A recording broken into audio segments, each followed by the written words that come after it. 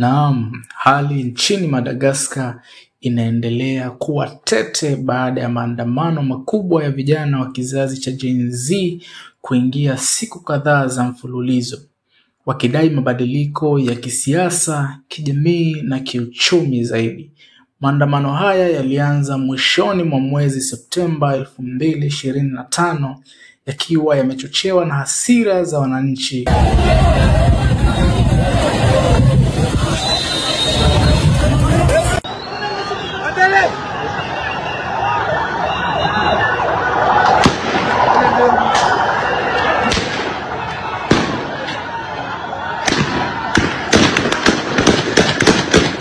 Hata hivyo, kilichoanza kama maandamano ya kupinga ukosefu wa huduma kimegeuka harakati ya kitaifa ya kudai mabadiliko ya serikali na kuondoka kwa Rais Andry.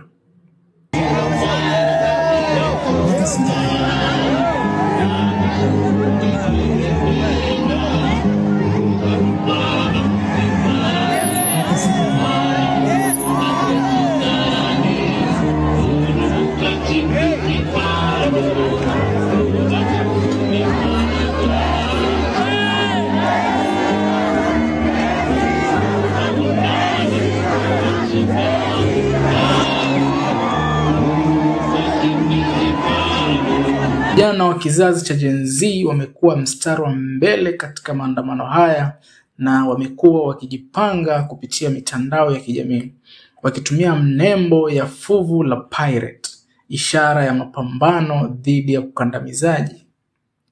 Harakati hizi zimepata umaarufu mkubwa nchini humo, zikijulikana kama Gen Z Madagascar Movement, na zinawakilisha sauti ya kizazi kipya kinachotaka haki, uwajibikaji na uongozi wa kweli.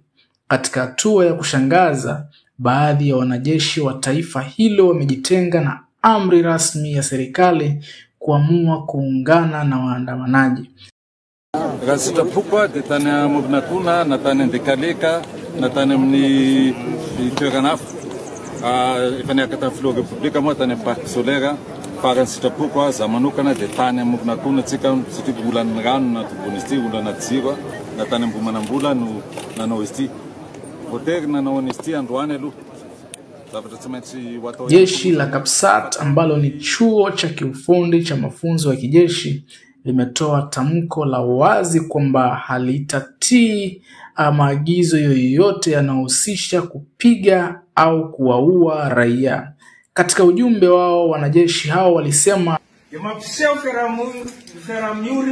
amerofishana kavina na mui nyakakazi nuizauza vamisi zao makaheri yanku iroza simba fanana na nunetaketa kinitsi matao put kan firenena mikurota na nfiaina na kamaruan vaoka Malagasy amzao satria tsy misy fitadiavana mandeha amin'ny laony nohony tsy fisiany rano jiro zay zo fototra tokony hananany vahoaka. Ny fidiram-bola tsy zarizary satria zara raha mahita asa tanora Malagasy. Ny kolokolo sy ny fanodinana ny are-pirenena nefa mitombo. Katika ujumbe wao, wanajeshi hao walisema, tumechoka kuwa vibaraka wa madaraka, hatutawapiga ndugu zetu, wazazi wetu na watoto wetu. Jeshi limeundwa kulinda watu na sio kuwaangamiza. Tamko hili limezua hisia kubwa ndani ya nchi. Video zilitolewa na wanajeshi hao zimekuwa zikisambaa kwa kasi kwenye mitandao ya kijamii, zikionyesha askari wakiwa pamoja na raia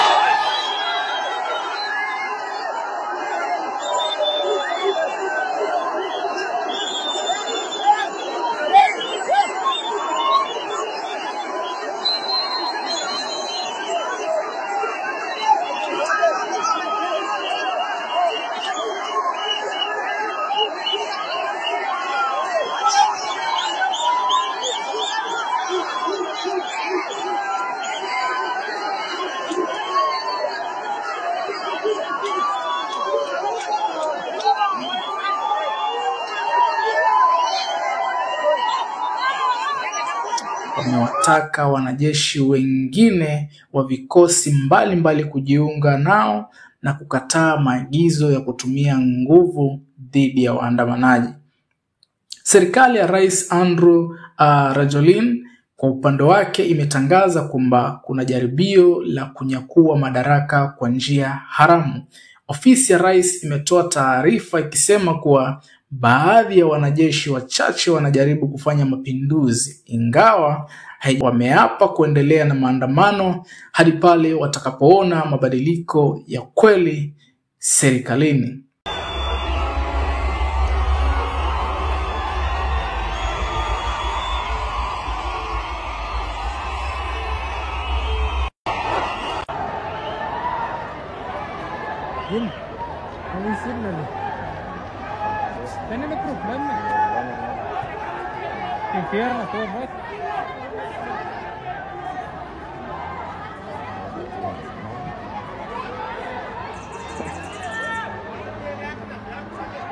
Mmoja wa viongozi wa kijeshi aliyejitokeza hadharani alisema katika hotuba yake,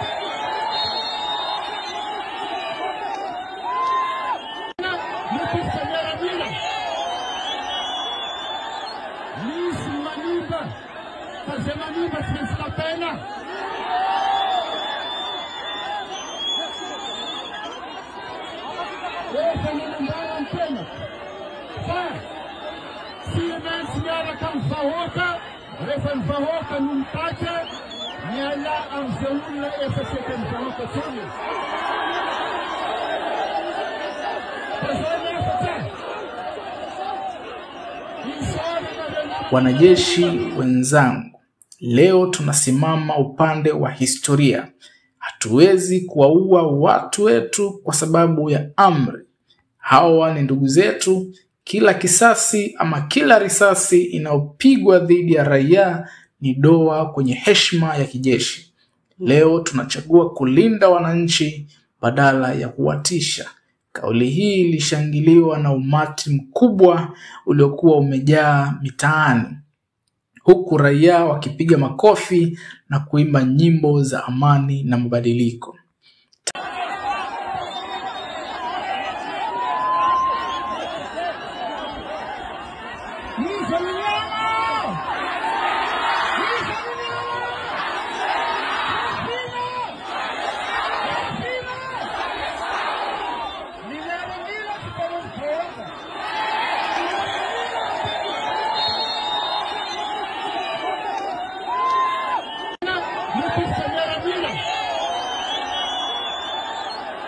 Taarifa kutoka vyombo vya kimataifa kama Reuters, AP News na Al Jazeera zinaelezea kuwa hali ya usalama inazidi kuwa tete. Barabara nyingi za miji mikuu ikiwemo Antananarivo zimefungwa.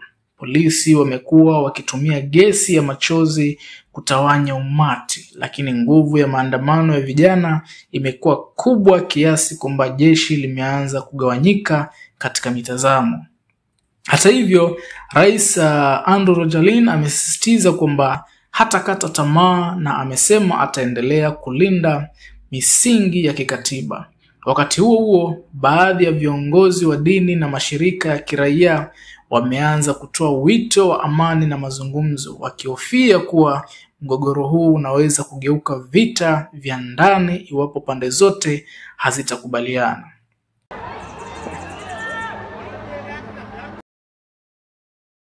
Wachambuzi wa masuala ya siasa wanasema kinachoendelea Madagascar ni mfano wa kizazi kipya cha Afrika kinachochoshwa na rushwa, ukosefu wa ajira na ukandamizaji wa serikali.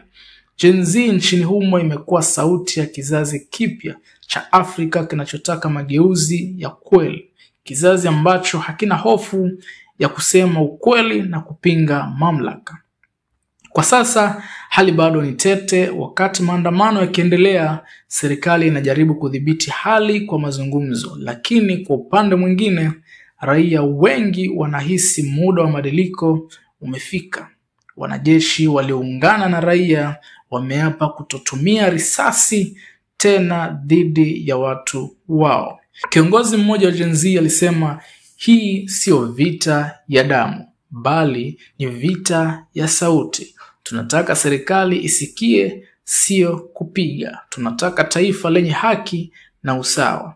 Taarifa zinaonyesha kuwa zaidi ya watu 20 wamejeruhiwa na mamia wamekamatwa tangu maandamano kuanza. Hata hivyo, idadi ya raia wanaojiunga na maandamano inazidi kuongezeka kila siku, huku mitandao ya kijamii ikiendelea kutumika kama jukwaa kuu la uratibu na taarifa.